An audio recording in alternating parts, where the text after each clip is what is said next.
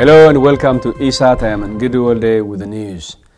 Ethiopia's Prime Minister will hold discussions with leaders of opposition political parties on electoral reforms and democratization processes in the country.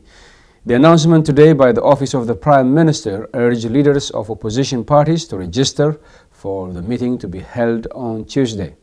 The announcement issued by the Office of the Prime Minister said the discussions will focus on the democratization journey that has commenced in Ethiopia, as well as electoral reforms required to ensure that the next elections are free and fair. Registered political parties as well as opposition parties that have recently returned home from exile have been invited to attend the meeting with the Prime Minister.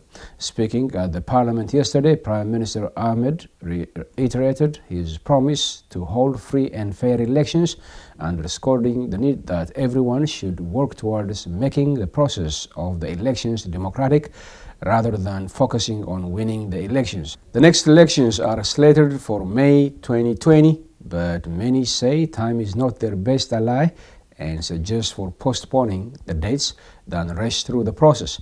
One reason being the time needed to restructure the country's electoral board that has been dominated by the ruling EPRDF. Meanwhile, Ethiopia's new head of elections has vowed to make the electoral board an institution that would be trusted by the people in conducting free and fair elections. Burtukan Mideksa says the public had lost trust on the institution that oversaw several sham elections in the past. Yesterday, Ethiopia's Prime Minister appointed the former opposition leader as chairman of the country's electoral board. Prime Minister Abiy Ahmed, presenting his nominee to the House, spoke highly of the former judge and one of leading political figures in the country's controversial 2005 elections. She was approved with 4 oppositions and 3 abstentions.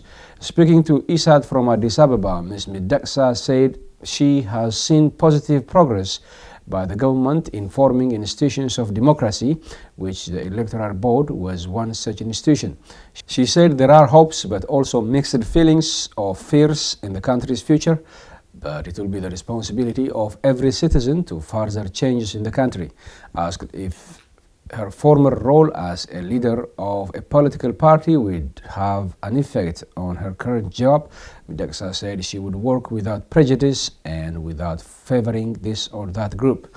She told ESAT that it would be betraying herself and violating standards she set for herself if she did otherwise. The former judge and leader of an opposition party was thrown into jail twice following the 2005 elections, where at least 200 people were killed in post-election violence when security forces opened fire at demonstrators demanding their votes be respected. International electoral observers declared the election was tainted with vote fraud and irregularities. Ms. Mideksa lived in exile in the United States for several years until a reformist Prime Minister, Abiy Ahmed, nominated her to lead the country's electoral process. Her appointment has been seen as one of a series of measures taken by Mr. Ahmed in forming institutions of democracy. Mr. Ahmed last week appointed a prominent and respected lawyer, Maaza Shanafi, also a woman, as president of the Supreme Court.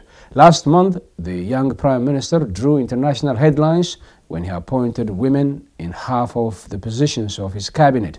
Ethiopia has also appointed Sahle-Work Zewde, its first female president in 100 years.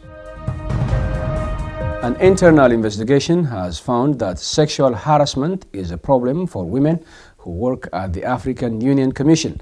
The BBC report said the inquiry was instigated in May and it invited all staff members who had cases of complaint to come forward for a confidential interview. The statement from the African Union says the investigating committee found almost unanimous confirmation of sexual harassment in the evidence of interviewees. According to the interviewees, the young women are exploited for sex in exchange for jobs.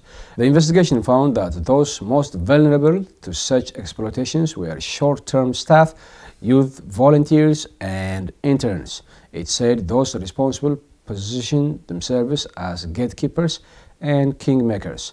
The interviews said reporting incidents of sexual harassment was often counterproductive as there was no process. South Africa's Mail and the Guardian paper says the inquiry was established after it reported on a petition signed by 37 female members of AU staff complaining about sexual harassment at the Commission. The AU Commission, which has its headquarters in Ethiopia's capital Addis Ababa, said that given the findings and serious allegations, it would establish a comprehensive sexual harassment policy that protects the victims and takes the strongest punitive measures against any perpetrator. That ends the news. Have a nice weekend.